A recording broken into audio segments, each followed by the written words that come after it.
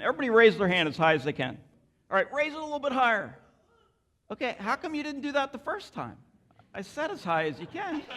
For whatever reason, as a speaker, I could get you to comply, but I couldn't get you to commit. People say to me, well, you know, you have a lot of leadership experience. That's true, I do. A lot of it's in the military. That's also true. So, well, leading in the military is different. I have to give them that. That's a third. It is a little different to lead in the military. I usually follow that with a question. How do you think it's different in the military? Say, well, if you tell somebody to do something in the military, they have to do it. That's true. When I speak and people are in uniform, I'm always much smarter and much funnier. So I usually follow with a question. So if the CEO or the president or your direct boss walks into your office and tells you to do something, you can just ignore them, right? Because it's not the military. Of course not. It's not the way it works. You can get compliance. You can always get compliance just because of your title and your position. But if you want commitment, you better have leadership. And I don't care if you're in a corporate environment. I don't care if you're in a nonprofit environment or in the military. And that difference between compliance and commitment could be the difference between success and failure.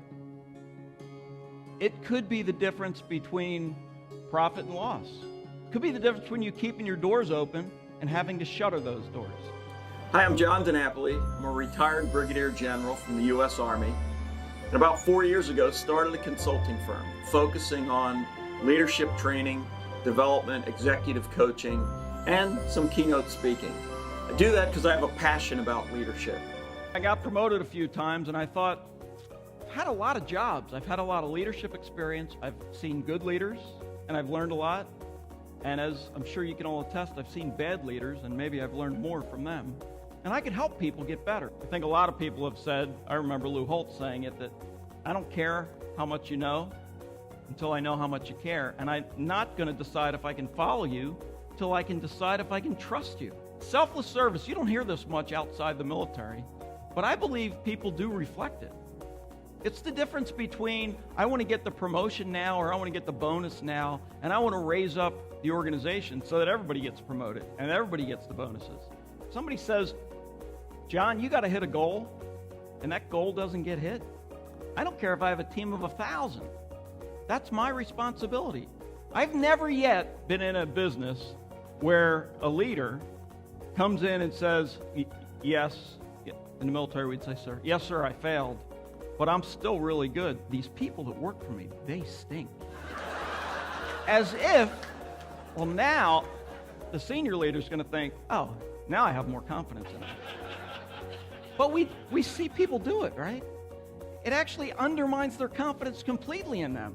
Well, not only can't you hit a goal, you can't even take responsibility for not hitting your goal. If your values and the company's values do not mesh, you probably should go find somewhere else to work, because you're never going to be happy there and you're never going to be comfortable there. I'm going to talk about what I call the 3 C's. Communication, both up and down the organization, and how you do that correctly. Many years ago, I was a pretty avid bike rider. I was riding about 100 miles a week, and I was going out for a bike ride with my son one morning. He was about 5. He had just learned to ride a bike. And he looked up at me and said, Daddy, how come when I ride my bike, I have to wear a helmet and you don't? I mean, the real answer, the only answer was, you're right. I should be wearing a helmet. And sure enough, I started wearing a helmet. 7 weeks later, we're down on Long Beach Island, one of my favorite places. I'm riding on the boulevard, and I look up and I see this SUV that's coming towards me and about to make a turn into a road that I'm entering, right, a side street, a cross street. My front tire got caught onto their front wheel, and down I go. I sit up, and I take off the helmet, and of course it's cracked all the way through, both the outer lining and the inner shell. And I thought, wow, this could have been a really different outcome had my son, not 2 months earlier, said, how come I wasn't wearing a helmet? So you're sitting there thinking, what the hell's he telling us the story about his son riding a bike? What does it have to do with business and leadership? I think everything.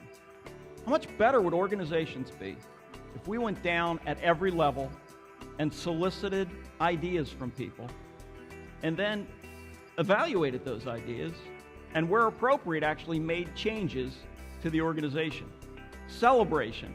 I think this is something that we really undervalue in the corporate world. Hey, everybody, I want to bring up Martha. She did this really well yesterday. That's something we ought to pay attention to. You think Martha's going to do more of that? You bet she is. And the last is change. All the people that are interacting with your customers, they're typically not sitting in the C-suite. When you start working on change of any kind, it's hard. But as leaders, if we're not changing, if we're not trying to get better, if we're not looking for ways to do things differently, especially in the digital age, with the rapidity of this new technology and how quickly it gets disseminated throughout our society, if we're not looking at all the changes, then we are falling behind. If there's one thing you could do to make your companies more effective and more efficient, it's to sit down every year and redo those expectations and make sure everybody's clear on them. Just going to briefly touch on the Leadership Challenge. The Leadership Challenge is a book that two professors at the University of Santa Clara. For the last 35 years, I've been going out to corporate America, successful companies, and they'll say, what do you do when you're at your best? And they ask CEOs, CFOs, leaders in the corporation. And they've come up with 5, well, that finger, I've had some surgery on that finger, it looks like 4.5. 5 principles of exemplary leadership. And they are model the way, inspire a shared vision, challenge the process, enable others to act, and what they say is the most important, encourage the heart. The next time somebody gives you any feedback, just say thank you. Because feedback's a gift. And you may or may not agree that it's something that is helpful or not helpful, and you can evaluate that later. But the guaranteed way that you'll never get any more feedback is to tell people that you don't really want to hear it. And one way to do that is to tell them why it's not really a problem. At some companies, I see a lot of coaching and development with the leadership, and sometimes it doesn't quite trickle down. People at the lower level have to try to jolt the next level. So I always tell people, you have to manage your manager too. If you're not getting expectations from your manager, then you have to go ask. You have to be prepared for the opportunities that are available to you, and you never know where they're coming from. But if you are prepared and you are ready to walk through the door when opportunity knocks, you never know where it's going to bring you.